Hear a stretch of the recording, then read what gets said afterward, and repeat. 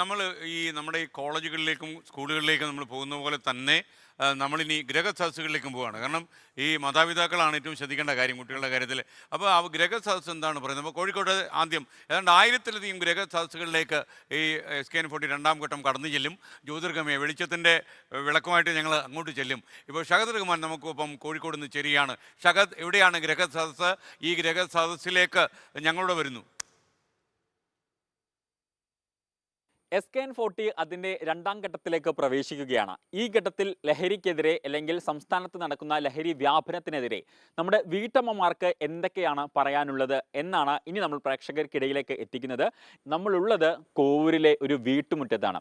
അപ്പം ഞാൻ ആദ്യം തന്നെ ഒരു അധ്യാപികയൊക്കെ ആയിരുന്നല്ലോ, അപ്പം എങ്ങനെയാണ് ഇപ്പോൾ ഈ സമൂഹത്തിൽ നടക്കുന്ന ഈ ലഹരി ഉപയോഗത്തെക്കുറിച്ചും അത്തരം കാര്യങ്ങളൊക്കെ കുറിച്ചൊക്കെ ശ്രദ്ധിച്ചിട്ടുണ്ടോ?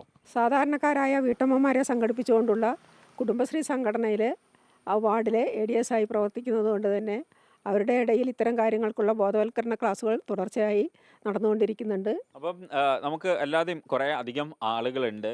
എന്നും എൻ്റെ മകളെ കുട്ടി സ്കൂളിൽ തന്നെ ബാഗ് ഫുള്ള് ചെക്ക് ചെയ്യും. അപ്പോൾ ഞാൻ പറഞ്ഞു കൊടുക്കും, ആരെന്ത് തന്നാലും പുറത്തുനിന്ന് വാങ്ങരുത് മോളെ, ഇതാണ് ഇപ്പോഴത്തെ സമൂഹത്തിൻ്റെ അവസ്ഥ.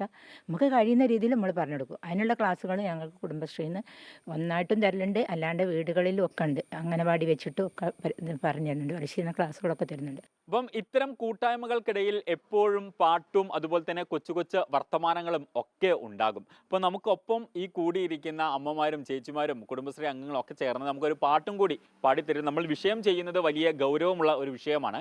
പക്ഷേ അതിൻ്റെ ആശയം ഒട്ടും ചോർന്നു പോകാതെ തന്നെ നമുക്ക് ഒരു ചെറിയ പാട്ടിലേക്ക് കൂടി കടക്കാമെന്ന് പ്രതീക്ഷിക്കുന്നു.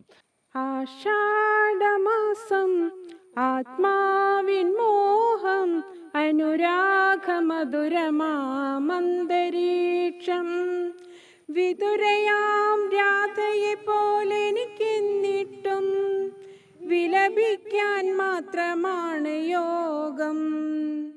ആഷാഢമാസം ആത്മാവിൻ മോഹം അനുരാഗമധുരമാമന്തരീക്ഷം.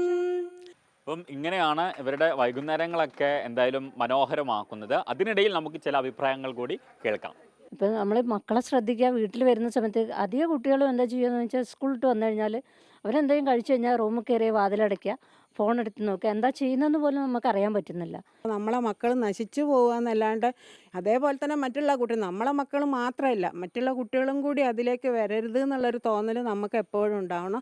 ശരിക്കും നമ്മളെ നിയമത്തിൻ്റെ പ്രശ്നമാണോ, ഇനി അതല്ല നമ്മളെ വീട്ടിലത്തെ പ്രശ്നങ്ങളാണോ, അതോ കൂട്ടുകെട്ടിൻ്റെ പ്രശ്നമാണോ? അപ്പോൾ ഇവർക്ക് പൈസക്ക് വേണ്ടിയിട്ടാണ് ഈ കുട്ടികൾ, ഒരുപാട് കുട്ടികൾ ഇത് ചെയ്യുന്നത്. അവർക്ക് ഇപ്പോഴത്തെ കുട്ടികൾക്ക് പല ആവശ്യങ്ങളാണ്. റീചാർജ് ഫോണില്ലാത്ത കുട്ടികളില്ലല്ലോ. അപ്പോൾ അവരാവശ്യങ്ങൾക്ക് വേണ്ടി അവരിത് തിരഞ്ഞെടുക്കുക. അപ്പം നമ്മൾ പേരൻസ് ഒന്ന് കെയർ ചെയ്താൽ, ഒന്നും കൂടി കെയർ ചെയ്താൽ കുട്ടികളൊന്ന് ശരിയായി വരും.